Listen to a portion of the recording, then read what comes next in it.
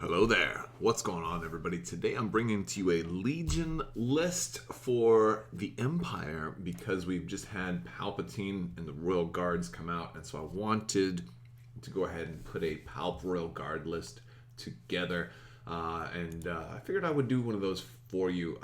The big thing with Emperor Palpatine is that he is really, really nasty, but also really, really slow.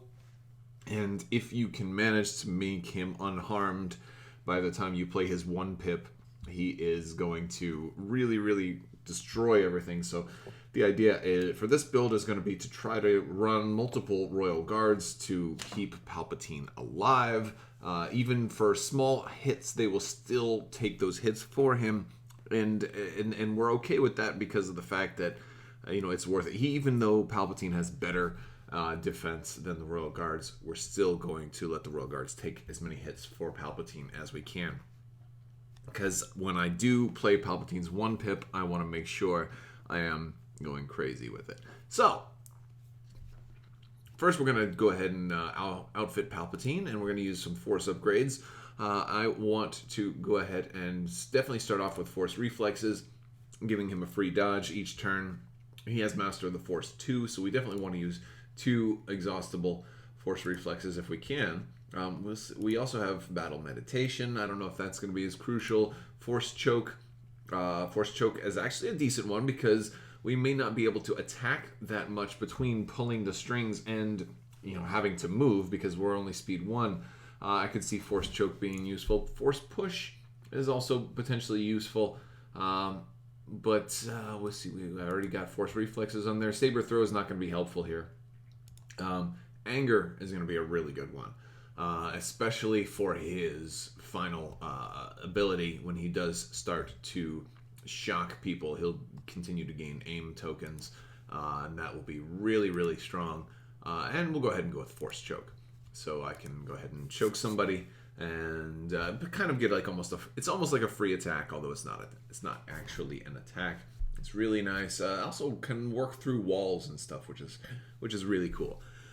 All right, so we've got that done. I will go ahead and go with. We're gonna go with a lot of Royal Guards though. I'm going to start with some attack Royal Guards. We will put the Electro Staff Guard in there. This is going to be that Royal Guard that wants to go after maybe another Palpatine or a Darth Vader or something like that. Our training upgrades, since we have 2, I'm going to go ahead and use both Duck and Cover. This will help me, definitely get the approach, and I don't mind go ahead and gaining the suppression token because I've got Courage of 2, and also I can potentially get rid of all those suppression when I get issued orders because of their disciplined ability. So Duck and Cover is definitely a good one here. And for training, we'll also go with Hunter. So when we do, when we are able to actually attack somebody in that melee, we're going to get an extra die. So that's always nice.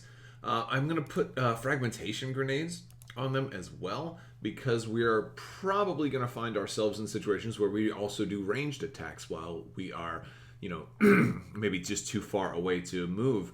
And by just having one of our units throw a fragmentation grenade, it's going to give us the entire surge to crit. So with all the rest of those dice, we are going to have surge to crit. This is going to help us in a lot of things. This will even help us a little bit against vehicles. So fragmentation grenades is just going to be really nice on a unit that's already kind of wants to be up close and personal. And so definitely like that. So yeah, we're going to be rocking all of those. Now, granted, I realize with the fragmentation grenades, you're actually losing a die, but I think it's worth it considering the the surge to crit is going to be, if you've got an Electro Staff Guard, it means you've got 4 units in there. That would be 8 dice, 8 black dice. I think it's worth it to make it 7 black dice if one of those is red and is potentially upgrading your entire attack pool with the surge to crit. I wonder if some of you might disagree there, and you're certainly welcome to, but I think that's going to be a really good one. So now that we have that pretty close range combat oriented Royal Guard unit, I'm going to duplicate that one. We're going to run a whole second version of that. We will also add another Royal Guard. I'm going 3 Royal Guards in this build. Could potentially run 4 because of Palpatine's entourage ability. But I'm going to just run 3 Royal Guards here, and I'll probably put a Scout Trooper also. So I'm going to run 4 Special Forces. One of the Royal Guard units gets added for free because of Palpatine with his entourage. So I will run a regular Royal Guard down here. And this third one, I'm going to actually not put any upgrades on them at all. And they're going to be the ones that kind of stay close to Palpatine, that are just there to defend him and take hits, and basically to try to be the first ones that die for him. So with those guys, I don't want them to have too many points on them, because they might not be attacking very much. They may just be taking that long-range sniper fire from Palpatine, so that this way Palp doesn't take damage. Granted, they'll all be kind of close, but these unupgraded guards are going to be the first ones to go, so I don't want to waste any points on them. Now, since I can get a 4th Special Forces, I figure we'll try to do that. We'll maximize the token pool a little bit, and we'll go ahead and put a Scout Trooper strike team, and we'll have some snipers of our own. We'll go with the DLT-19X sniper, and we'll put a sniper of our own up on the rooftops somewhere to help us, go ahead and try to take down maybe that enemy commander or whoever it is that is maybe approaching our Palpatine, if somebody's trying to flank him or whatever. So now we've got 5 units so far. I am running out of points though, because we're at 592.